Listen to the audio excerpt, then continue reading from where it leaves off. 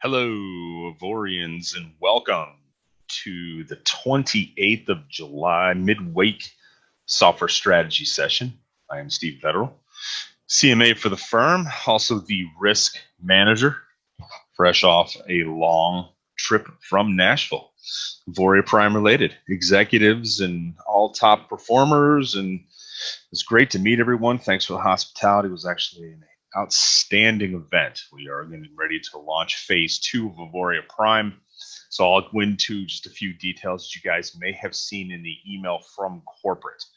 If you have not seen that email, I'll touch briefly on the 4 products that are being launched. We're going to go into more detail to that as to when. Not 100% sure. So we're sort of working through the technology.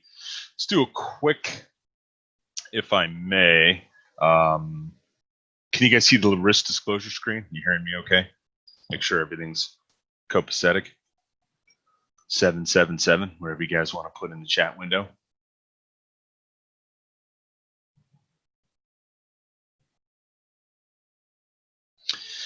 All right, so let's do a little risk disclosure. Trading the foreign exchange market carries high risk and may not be suitable for all investors. Trading on margin and utilizing leverage can carry an even higher level of risk that can lead to a complete loss of investment funds. So before deciding to trade the foreign exchange market using any of our software alert products, you should carefully and diligently consider your personal investment objectives, levels, experience, and risk tolerance. Most importantly, please spend some time on a demo before you go live. So that's what's most important here. Go into the second page.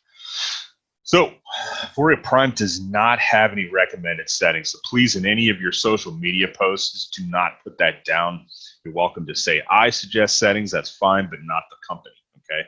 Because they're not a financial advisory firm. They just license software that they can use however they want at their own risk and discretion. So some software does come with default settings upon initial setup, essentially what you call out-of-the-box settings, which I talk about ad nauseum. We have nothing to do with a customer's brokerage account. We don't solicit or take investments. We don't run money. We don't recommend any brokers. You can get that from their up and down line. There's a number of good ones out there. Many of our subscribers deal with. So essentially, we just license software and sell amazing education, which, by the way, the whole back office is going to be, I think in a couple of months is the goal. Hopefully it gets released earlier. I'm doing a couple of modules myself. There's going to be a whole onboarding process that new subscribers are going to need to go through before the software goes live. You're going to see different coaches like Adeze, myself, Susan, and a number of the other coaches out there, and this will be translated as well. So some big and really good stuff coming there, because I'll tell you, the big issue has always been with me, especially since everything I do with our subscribers is almost all risk-oriented, is to essentially get everybody up to speed with at least the basic education. You know, we talked a little bit about it over the past weekend, and I think that with a number of the comments I made surrounding it, that the typical professional trader or institutional trader in many cases have spent 6,000 to 10,000 hours learning how to be a discretionary or a manual trader. You guys are lucky because a lot of the products that we have out and or the 4 new that are being released take a lot of the guesswork out of that for you and trade, in some cases, putting the alerts and the trades in for you once you either approve them or some on a more automatic nature. So let me take a quick peek though at the Forex markets. I'll stop sharing that screen. And again, for those that are brand new to Auvoria, welcome. Let's go over to the Forex news markets. So hopefully you should be able to see Forex Factory. Do note that the recording I did when I was in Nashville over the weekend, where I was having some issues with the Wi-Fi at the resort, so it actually got cut off at the end. That was actually intentional because I was already finished with the review. So rather than go in and record the whole thing over again, I just left it cut off. So it's up in the back office with the notes. Essentially, it said that the Federal Reserve has their big meeting tomorrow, as you can see here on the screen, both the press conference and the FOM statement is on Wednesday, July 29th. This is a big meeting. All of them typically are, as you guys may know, even our international subscribers. U.S. is working on bailout package for all intents and purposes #2. And that's why you've seen a big decline in the U.S. dollar. So do note that we are trading this week, so are the developers. We have been, in all fairness, somewhat disconnected from the Einstein and Alexander, especially myself and some of the my FX books that I'll show you as well. Both of the accounts got detached last week based upon a couple of technical factors, some of which my fault, some of which is the fault of just the technology that hooks up to it. So both accounts were actually off last week. Okay, and I'll show you that when we go into the MyFX books. For the lack of just better timing, we also had to prepare for a big corporate event that many of us were traveling to from the executive level. So, and many of our top leaders around the world. So I think the current account sort of fell by the wayside. But we're getting back on track today. One thing to note also for the news is that on Thursday, we have the German GDP. It's always a big one, right? And then we have an advanced GDP and a sort of a peek into what's going on. So we have seen volatility in the majors. Let's jump over to that. Taking a look at Euro-US dollar first. As many of you may recall, this particular line was very much in focus that when we broke it, we were probably going to see a rip up to another very important area, which essentially we saw a big rip up to 118. This should not be a surprise for anybody that's looking at my any of the videos I shoot, Zoom calls we have on Saturday or Tuesdays. I've been talking about this a lot, that we break above this level. We're due to see a pretty good rip to the next level. So if you take the chart and move it out to a weekly, for those of you who are not familiar with this is called tradingview.com. I have nothing to do with the software. I just really like it. It's not that expensive. You can prepay for the whole year, and I think it's 120 bucks. So I posted, which I don't have on this here. Log in here. I'm already logged in. Very cool. So I posted this line here. Essentially, I thought this was going to go up to, and just look what happened. I mean, it just tore right to the next level. Now, granted, this is a weekly chart, but this level was acting as many times these levels of resistance, which is what this is acting as a magnet for price.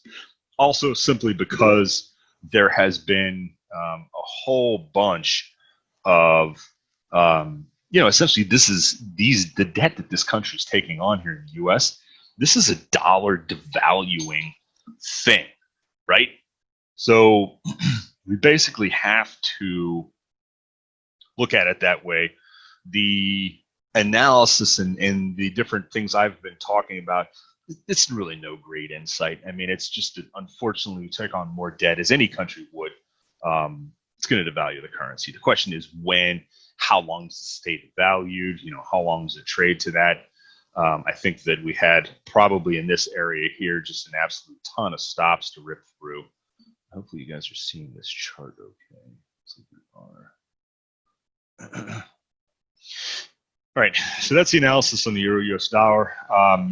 So the drop in the US dollar, let me just switch over to the DXY. This is just an ETF that trades as the dollar index. I take a look at this a lot. The drop in the US dollar is was widely expected, but I think it really exceeded the expectations of a lot that you saw. I didn't, because I was just essentially looking for it to go back down and literally just zipper, if you will, to this area, which was a big area of support, which essentially we're at. So I noticed that on different folks from many, and technically the break of the March lows, it takes the DXY down to the lowest level in nearly 2 years. So typically when that happens, precious metals, note that I have the Forex cheat sheet on my Telegram channel. If you guys are not familiar with, just general movements in monetary supply.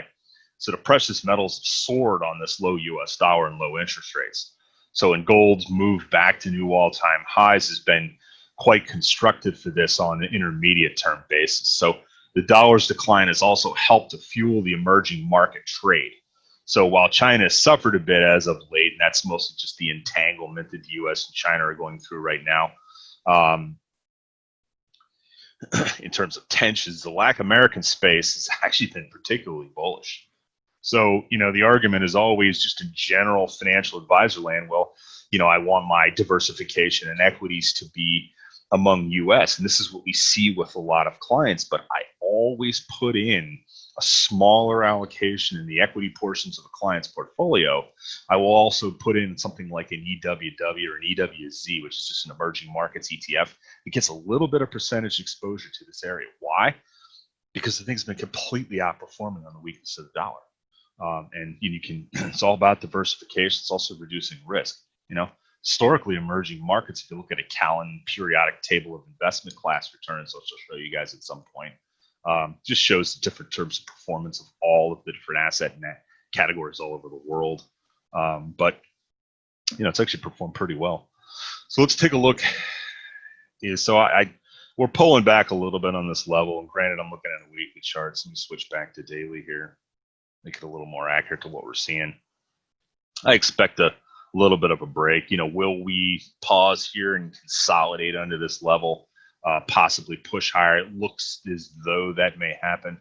I just don't know what that'll do.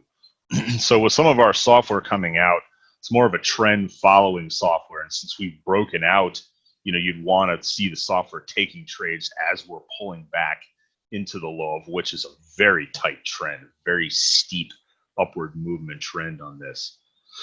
So let's take a look at the GDP. So anything related to the U.S. is obviously popped, right? Anything that is, some other currency like GBP, Euro, and U.S. dollar. I mean, those values have all been lifting because of the weakness in the U.S. dollar or the DXY index, however you choose to look at it. So I don't really have much. We essentially had a wedge that we broke from here, mostly U.S. dollar related weakness helped this in terms of the breakout to the high in this wedge. But we're coming into a pretty big support area we've seen, and if you move into a weekly chart, this is a little more long term. Got a pretty big range in terms of the cable here. Let's draw these lines so you guys get a little more attuned to seeing the resistance levels that are showing up. Not that tough to see, not that tough to chart out and pinpoint as well. But essentially that side on the high, got the one down here on the low, pretty big range, and we could certainly bounce between this range. It's entirely possible. So that's what I would expect. Certainly could. We would have to see a heck of a lot more strength, weakness in the dollar to see the strength move us back up towards this area, but that's where you're on GBP. Let's take a look. What others do I want to mention? By the way, as I'm going through this, the Q&A window was open. I know we did not get a chance on Saturday to do Q&A, but we can take a look at that. So notes I have here. So the dollar index bounced off of the 2-year low on Tuesday, but looked primed for further weakness. Obviously, I mentioned as the U.S. continued to see a rise in coronavirus cases, Federal Reserve expected to maintain very loose monetary policies later this week. No surprise there. With no new events driving the move, a lot of the analysts that I look at said that the greenback, which essentially is the U.S. dollar, is likely consolidating before heading lower again, which is entirely possible. I don't really know. The problem is we can't determine when that's going to happen, but trying to just get you guys thinking in terms of the big picture, right? On these charts. Let's take a look at the U.S. dollar JPY. So with the Euro JPY and the U.S. dollar JPY, and the U.S. dollar, I'm sorry, the Euro U.S. dollar, these are the three main currency pairs that we trade. Now, I've been saying that for what, 2 months, right? Since we've been running the live accounts for the last 2 months, they've done pretty well. It's been through some volatile periods of time, even though we had the trading counts turned off last week. The both we run a just show you this real quick. We run a 25K high volatility settings denominated in euros, and I run also a 3K Einstein high volatility settings, which you see here. It hasn't taken any trades in a week, so most of this is going to be kind of redundant in terms of performance last week. So I'm not going to touch too much upon that. You want to pay attention to my FX book and things like win rates. You also want to pay attention to make sure the damn thing's trading, which is partially my fault. Looking at the account inside the FX book, I've gone over a lot of this. I'll address it when we get the account hooked back up, which I did today. So we just need to get the thing running live. As you guys may be able to see, it took some trades. Scroll all the way down the bottom here. So we're back now with the trade on live. So we're back running now. Account settings, which are the settings that we show, our high volatility settings, are the following. We were running a trailing equity. For those of you that are confused by what this is, I highly suggest that you take a look at some of the earlier videos I've done, especially the March 30th Saturday video, which is high volatility settings that myself and Tyler introduced.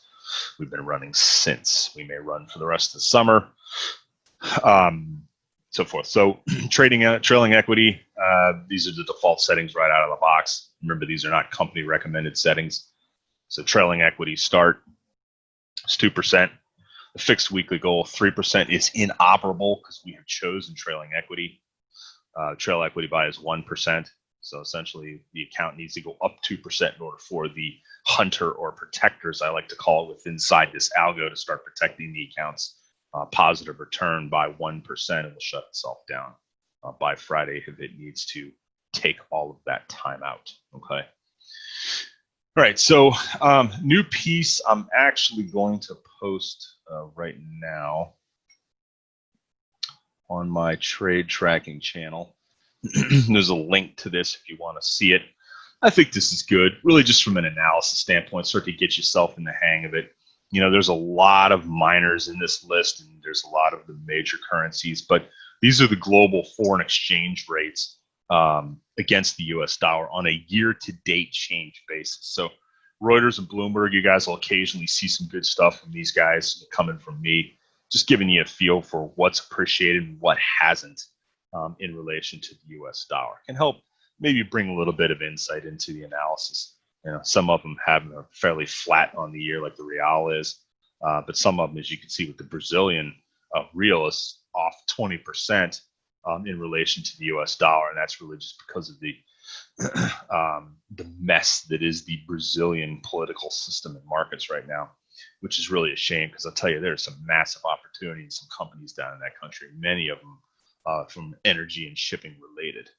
So let's hope they get back on board, because I'll be looking forward to investing back in some Brazilian stocks at some point. So that's really all I wanted to touch on briefly. I just want to focus more and answer some questions here since we're about 20 after the hour. Let's take a quick peek at the 25K, the big account.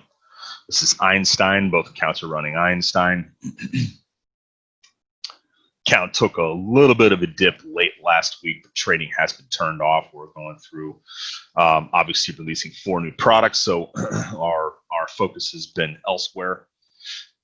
And some of the technology issues we have going on and switch over, this account was turned off, which is probably a good thing because the US dollar just absolutely has been tanking. So other currencies have been ripping, especially the Euro US dollar. So those in those trades, and I saw a bunch of accounts that took those trades. That's great stuff. Many of them had a pretty big week last week with that tearing of both the cable and the euro to the upside against weakness in the US dollar. All right, let's see what else I want to comment on. really not having too much direction. We're up against a pretty good resistance area here that I did want to note in Euro JPY. Do keep in mind that even though I'm going through this technical analysis, it's really to get everybody in sort of the mindset of thinking big picture. We're doing very basic technical analysis. I'm not going to do any deeper dives at this point. But, you know, this doesn't necessarily influence, unless you want it to and you're really plugged in, the trades that you accept from Alexander if you're in the U.S., right? So with the Euro US dollars rip, I would have been hard pressed personally, at least until I got to this level. I would have been very hard pressed to accept any sells, right? But it's extended and it is. Yes, it is. I agree. But at the same time, was just a big level of resistance right here we came up against a number of times throughout the last almost 2 full years.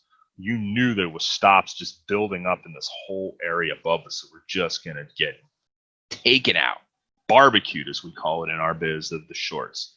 So I would have been unwilling to, as I mentioned a couple times, once we blew above this level, to accept any sells until, notice we got just near that line. So if you look at it on a non-weekly and take a look at it on a daily chart, or heck, even go something lower like 4 hours, which is a 240-minute chart, and you can see we came up against those levels.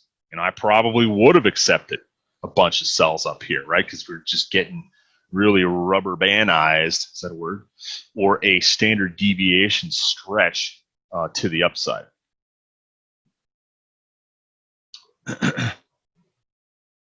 Yeah, no, and thank you, by the way, Jason.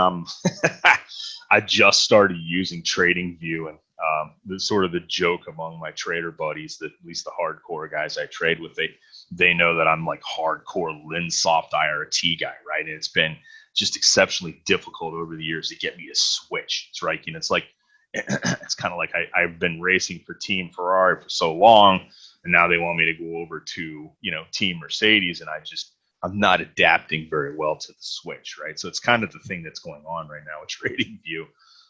But I'm like setting those lines and getting everything all straightened out. I haven't had, because I've been out of town for a week, but we'll get back into some more TradingView. I can tell you, I really like the thing. It's great. It almost has a very similar layout to Bloomberg without the $2,000 a month cost. So I'm liking it. All right, so let's get into some Q&A. Elizabeth looks like she had a pretty good week in Euro US dollar, so that's good to see. Great to see, Elizabeth. A lot of that has to do, Elizabeth, the Euro JPY. They had a bank holiday last week, and I just think that there's been much more attention focused mostly on Eurozone and the US as far as bailout packages and changes to money supply and monetary and central bankers going bananas. It just hasn't had the attention on it, which is probably a good thing because Euro JPY has been very much a terrorizer of accounts the last 4 or 5 months. What's your opinion on GBP USD, Sean? I don't know if I trade this pair. Make sure that just because I'm showing it, just because I'm sticking to the majors, as GBP NZD go, I should say, as GBP USD goes, GBP NZD goes. Now, Jesse puts a tremendous amount of work into his channel for GBP NZD, so I don't get as involved, but the same zip that we've seen coming from here, again, all related to US dollar weakness, which just will portray or move itself into strength in other majors, right? Especially ones that are attached directly to it or inadvertently directly to it, right? Like a Euro JPY as an example, will have strength, thus induce weakness. But just trying to stick to, I'm trying not to get too much outside of this. I don't really have a good feel, honestly. Maybe this is my own personal weakness. I just really don't have a very good feel for the Canadian dollar, and that's why I rarely address it. Okay, so good. Looks like we had some pretty good moves last week in people's accounts they're posting here, so thank you. Make sure you demo it before you trade the pair. Yes, please. So we're using high volatility settings for those that just joined the call. We've been using high volatility settings for darn near 2 months now, since our March, since our May 30th conference call on the subject. But keep in mind, I see one somebody says, should we be trading Euro JPY? Oh, yeah. I mean, it's all part of the 3-ring pair. If you have a demo account set up with a decent size, and certainly if you're trading live and you want to have some diversification, this is the reason that we use the 3 currencies. Okay. If you were to look at this type of data, I would imagine for anything more than 2 or 3 years, you'd see that there were times that Euro JPY actually had some excellent profit and the other 2 didn't. Maybe not the case the last couple of months. Doesn't mean you stop trading the pair, right? Just adds to diversification. Now you will see, as I'm not an expert yet, but I'm going to touch just briefly on the 4 new pieces of software coming out. We had a call, as many know, over the weekend with the developers. Developers range from all different walks of life. Some are actual engineers, so forth. In some of these cases, these accounts are they've done lots of different very good stuff. They've been tested rigorously. I personally have stayed out of all of this beta because I just want to essentially come in when all of the data is compiled and analyzed and take a look at it from a big picture perspective before I start doing a deeper dive along with Jesse into some of the software a little bit later this week. So do know I'll be working hard for you guys on that front. Just got to put it in the schedule. All right, so let me move on here. High volatility settings.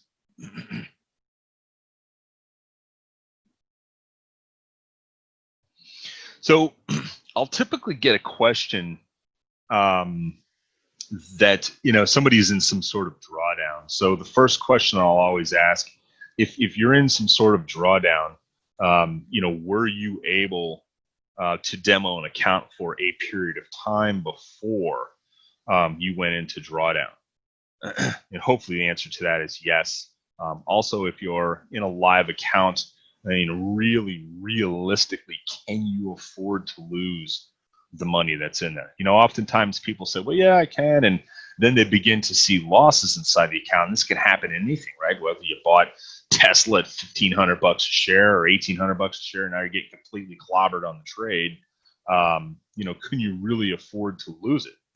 And sometimes you'll actually see a number of people come out and say, well, geez, I really can't afford to lose it, right? Because the beauty of Forex is there's some fantastic profits in this area, but it also has been really fraught with risk the last 6 months. I mean, come on, guys, we've been in a global pandemic, right? We've had unprecedented amounts of debt taken on by countries, right? We've had central banks making some crazy moves, in some cases taking rates actually into a negative situation. Japanese central bank, right?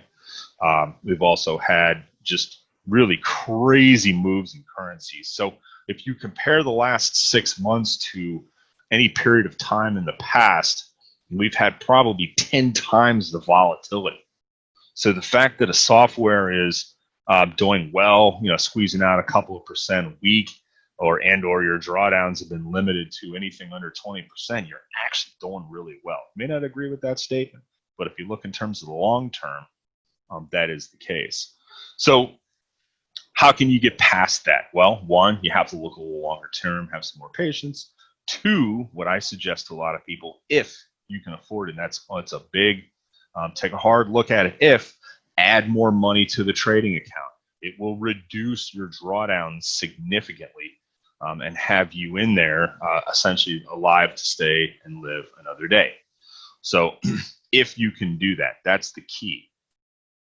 And do understand this as well. I can give you stories till the end of the earth on this subject. Many of some of the biggest traders on this planet out there have written books, and you're certainly welcome to look at them on Amazon or wherever. Julian Robertson's a great example. There's a fantastic number of books he's written that deal strictly with the concept of loss. And in many cases, a lot of the biggest traders, these guys have had just absolutely life-changing losses on huge chunks of coin. And they were able to dust themselves off, get back on the horse, and go at it again. Many of them became billionaires because of that perseverance. So I would implore everybody on this call to focus on that. Now, with that being said, one of the modules that I'm going to be doing a little later this week is on trading psychology. And I think this is very important. And it's the same type of mindset that I apply to teaching a toddler how to walk. Okay. You know, depending on the child, many of them want to get up and walk and they just can't do it. So they'll hold on to a table or a wall or some sort of handle. And you want to encourage them, but many times they're going to fall down. And sometimes they're going to completely wipe out and hurt themselves, which is unfortunate. You don't want to see that. But they get right back up. So I love that analogy because, you know, the toddler is going back at, I should say the baby in this case, is going right back at the attempt to get back up and walk. Now, I understand that some people would say, well, you know, that's not necessarily the best analogy, Steve, because I've lost money and now I can't afford to get back in and do it again. Then, you know, what I would say is save more money up, come back at it again. You know, we're going to have 4 new products in the pipe. You know, many of them do different things. None of those other products are a martingale strategy, which is what Einstein and Alexander is. So having a number of those running for you, yes, it'll be a little more expensive in terms of licenses, but I'm pretty sure they're going to allow you to switch between different pieces of software with an existing license, which is pretty slick. It's going to be something I imagine that our developers are going to have to, you know, get that all straightened out. And my hat's off to them for having that run like that, because it sounds like a fantastic flexibility to switch around to different software. But you know, you're going to have the ability to try out different pieces. So I would say to anybody that's in drawdown, and we know there has been some in this position, you know, it's an unfortunate part of trading, but you have to have the fortitude to look past the losses. It is critical, because otherwise, if you and I hate letting something else win, right? Whether it's an opposing colleague on the golf course, albeit I stink at golf, I still don't like to lose. But at the same time, I view the markets the same way. I'm unwilling to let them take all of my money over the long term. So I'm always going to get back up to fight another day. All right. So,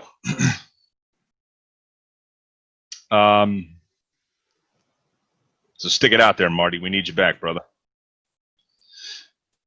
He was asking the 1 hour time frame. Kept settings similar on the 1 hour time frame.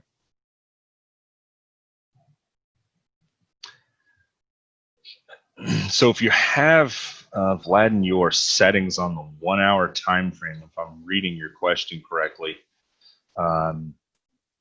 you probably want to move it back to daily. You know, because the problem with all these crazy moves of the last week is that, especially if you're trading on a 1 hour, or 15 minute, or 1 minute, which is the most aggressive of all the settings, in my opinion, it's definitely going to it's going to torch you around a little bit.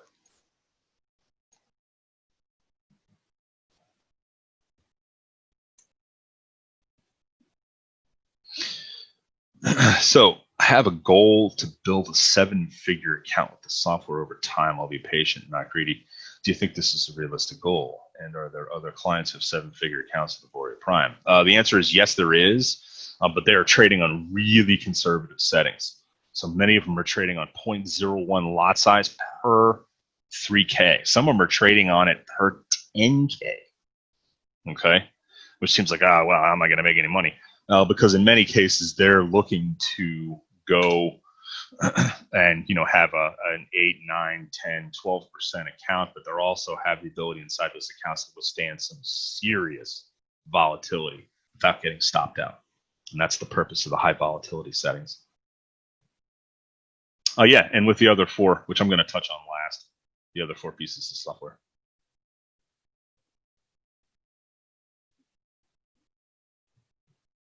The one other question I saw in drawdown, I'm not sure if I answered this one directly, but if you have the ability, I would add some more money to the account.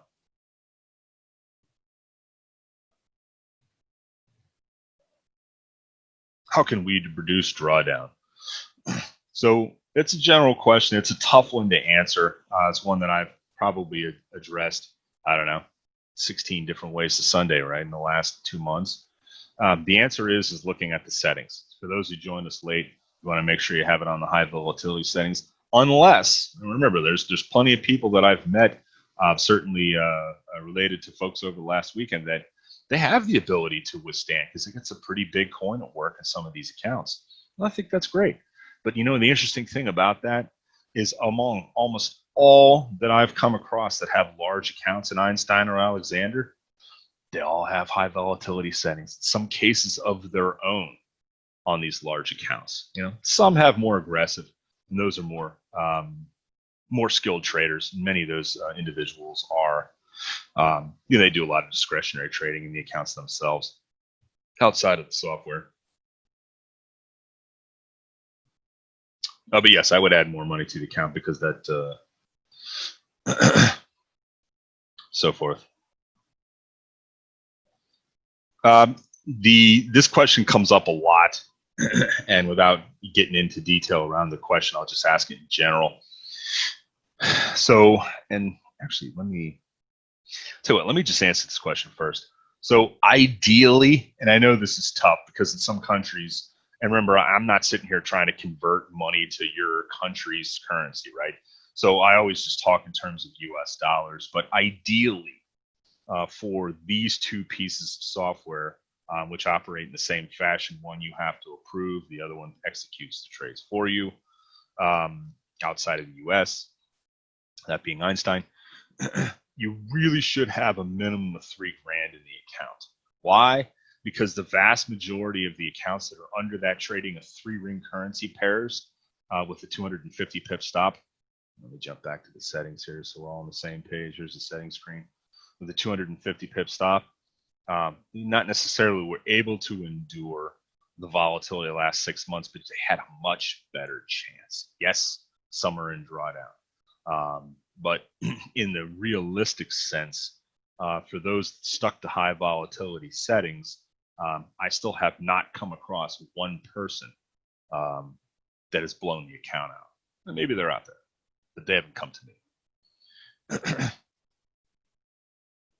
And the other piece is the software. So if you want, Marty, you can send me an email to share my FX book with me. Make sure if you do send me an email, it's got to have 3 important components. 1, I need a screenshot of the settings. I need to know how those settings have changed over time if they have. Okay. 2, I need a MyFX book link, just like this, and I need it ideally to be double verified, so trading privileges and track record verified. I understand we've had some problems with these knuckleheads getting this stuff straightened out, even on my own team. But I just at least have a track record verified for me at a very least, and have all of this stuff available. You can unlock it all and then lock it back up if you want after I take a look at it. I do not share subscriber FX books. I don't give them to anybody. I don't show them. Usually when I take a look at them, I'll comment on it via email and I'll delete the email. So then I never go back to it. Okay, delete the caches in all my browsers every day. So that way I can see what's going on, what took place. I think a lot of times people are looking for me to answers to why they lost. And the really only answer, if you had the settings right and you truly have an account that you can't afford to lose, the reason you lost is because the markets went against you. It's not because the software is bad. And do keep in mind, I have seen Einstein running for almost a year in its previous and current iterations and different versions. Okay, this software is profitable if it's run right, and that's the key.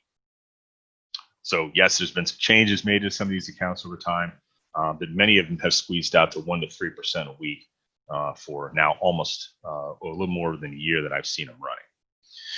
So it works. We just got caught in some pretty bad periods of time that we will get out of. Let your heart not be troubled on that front. But you can send it to my email. It's svetterl. Here, I'll type it in the message box. TTOREL. Just remember, guys, that I'm been in this business a long time, but I do not have a crystal ball. And if you do not provide me with those three things, including a fairly detailed explanation as to what you think went wrong, I can't help you. AuvoriaPrime.com. Spell that right? AuvoriaPrime.com. All right, so here's my email address in the chat window.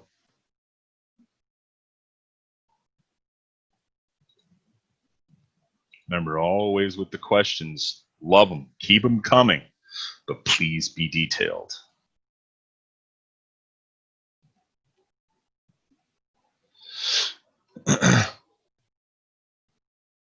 Very briefly, what would you say the principles to running the software correctly so it can give the profits?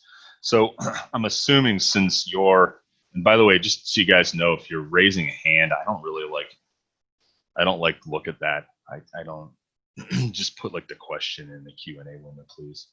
Not necessarily the chat window. That way I can delete them and move on to the next question. All right, so what was I saying? So the key is having the high volatility settings. See the range multiplier 1.35, position size multiplier 1.15, right? Having this is 250. You really don't want this at yes unless you know what you're doing and you can afford to lose the money in the account. Essentially, it's turning off the stop loss, allowing the account to take more heat, right? Martingale strategy will dig you out, ideally, and that's the purpose of the multi-sequences. In this case, max number of levels, 8. So 8 levels of trades, each successively larger than the other, taking on bigger risk as we move to a potential snapback of the rubber band. It's really the purpose of and why martingale strategies are so effective long-term in Forex. What else?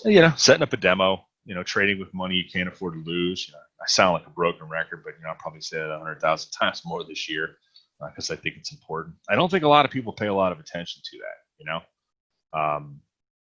but it's important. All right, so 10:43, I have to head to a client meeting in 45 minutes. If anybody's got any questions, svederal@AuvoriaPrime.com. Closing notes are the current. So here it is. 4 new pieces of software coming out, 4 new EAs in the lineup for launching.